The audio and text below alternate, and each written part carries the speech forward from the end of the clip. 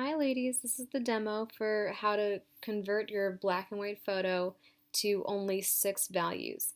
And you're on a MacBook, so for those of you who know MacBooks, that's great, but for those of you who don't, you should know a couple things. Down here at the bottom of your screen is called the docking station, and this is where you can find a lot of your applications, like the internet, Google Drive, the Adobe Suite usually. We're going to go to Adobe Illustrator, which is the AI icon. Now, if it's not in your docking station, no big deal. What you're going to do is go to your Finder window. You're going to go to your Applications on the left-hand side menu. And once you go into Applications, you're going to scroll up and down until you can find the Adobe Suite with Adobe Illustrator.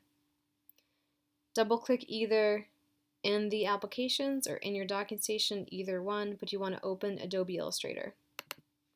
And when you open yours, it might look different than when I open mine because you have a newer version on your computers and they were just upgraded this summer. So for some of these computers, it'll be the first time they're opening the new version of Adobe, and they might behave a little differently. So just do your best to follow along. Don't put your hand up right away. It's all stuff you guys can figure out. What you're going to do is you might get a window that looks kind of like this. This is just the interface for Adobe, but you also might get a window that looks kind of like this. It might automatically take you to a new document window when you open Illustrator, and that's fine. This is ultimately where we want to go anyway. So if your window opened to this, great. If it opened to just the interface, remember, just going to go to File, and you would go to New. So we have a new document. What we want to do is we don't want to leave it untitled. You always want to make sure everything you do is titled with your name and your full name. Oops.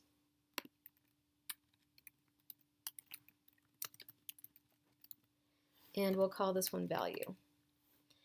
Now we're not going to do a whole lot in Adobe today, so we're not going to go over all the different functions and tools, but to know how to open a document and how to save it and how to get all your correct information is going to be important. So this is now your document name, your name, and then the word value. And then if you look here still in the right-hand side panel, you want to make sure that the mode is in inches. And you're going to make a document that's a very specific size. You're going to make it 4.5 width by 6 inches height. And again, make sure that mode is not on points or picas or whatever. Make sure it's on inches. 4.5 for width, and then 6 for height. Ignore this bottom stuff. It's not relative right now. And then hit create. And you're going to get something called an artboard. If you take your 2 fingers on your mouse, you can use them to zoom in or zoom out.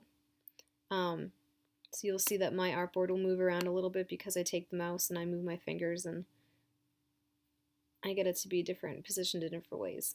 So once you have your artboard, that's what this white square is, you're going to get your image onto it.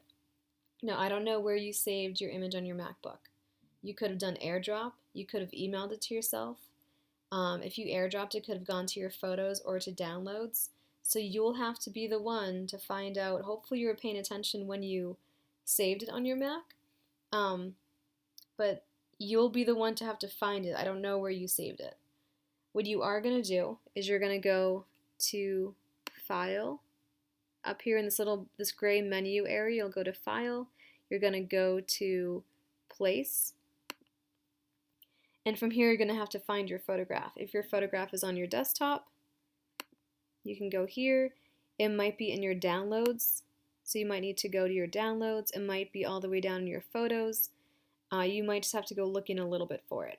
Hopefully it's not that hard to find. But we're going to go with, that's where mine is. This is my desktop image. And you're going to hit place. And what happens is it's going to kind of shadow your cursor until you click somewhere on your artboard. So once you click, it's going to be placed on your artboard. It's going to make it much larger than your artboard because your artboard is really small, and most likely the image you took with your iPad or your phone is most likely going to be pretty large. So see how that one's so much bigger? No big deal. What you're going to do is drag it until it fits back in your artboard in a way that you like. So think about your composition. You want this to be a portrait, so mostly head, maybe some neck and shoulders. If you need to make it smaller, that's also really easy. What you're going to do is hover your cursor, your mouse, over the corner of an image. Make sure it's the corner, not like the center of any side, just the corner. And before you actually move something, what you need to do is hold down Shift on your keyboard. If you hold down Shift, you can take your mouse and make your image a little smaller. The reason you want to hold down Shift is because that keeps your proportions correct. If you don't hold down Shift, which is what I'm going to do now, and you move your cursor, see how you get a really warped image? That's terrible. So we don't want that. If that happens by accident, no big deal. What you do is if you have an accident with Adobe and you want to undo something, you do Command Z, and it'll just keep undoing everything until you get back to the last step that was correct. So again, on your keyboard, that was Command and then Z, and that'll go back to, it'll just take you back a bunch of steps. So now I have an image and it's the right size, and now what I want to do is make it only 6 values of gray. So what's going to happen is you guys have a newer Adobe version than I do. We have a toolbar on my left-hand side. This gray bar at the top is my menu. And then this here for me is where my options are. It's called my options bar. Some of you though probably have your options bar on the right-hand side. I have these little icons on my right-hand side. You might have these plus what's called the options bar. So if you see different words like embed and image trace and mask on your right hand side, they're all the same commands. They're just placed a little differently on your computer. So just please do your best, look around.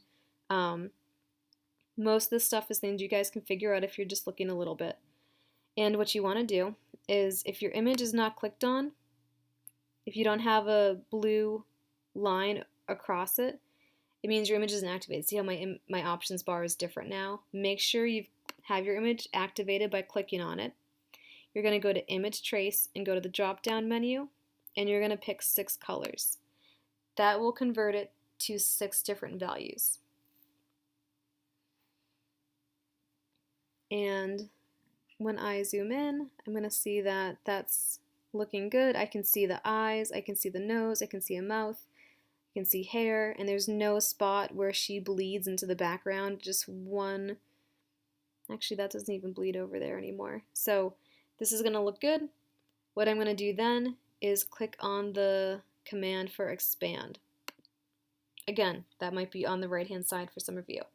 And you'll see it just kind of outlines different values. You can ignore that. What you're going to do now is if you want to, you can click off of it and look at it again and zoom in and see how you like it.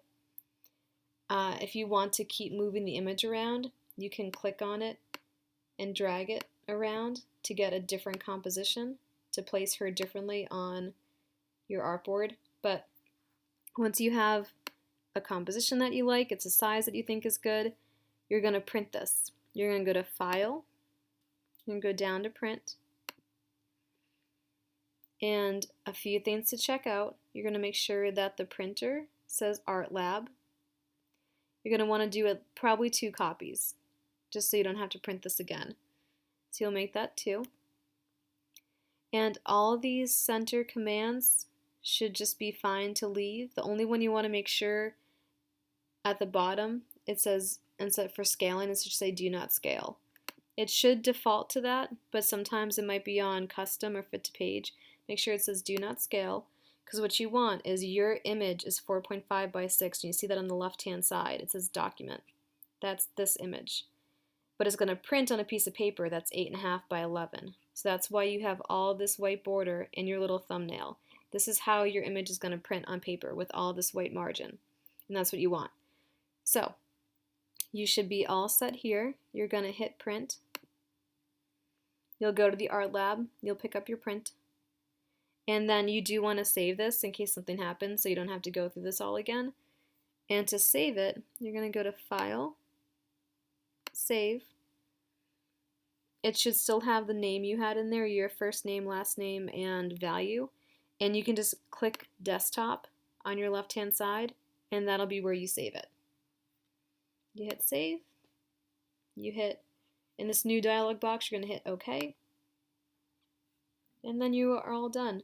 The last thing you're going to do is, once your image has printed and you have a copy in your hand and it's good to go, you're going to go to Illustrator. In the menu bar, you're going to go to Quit Illustrator. And then the last thing you're going to do is shut down your Mac. So you're going to go to your Apple icon, click on your Apple icon, you're going to go to Shut Down. And that's all you do.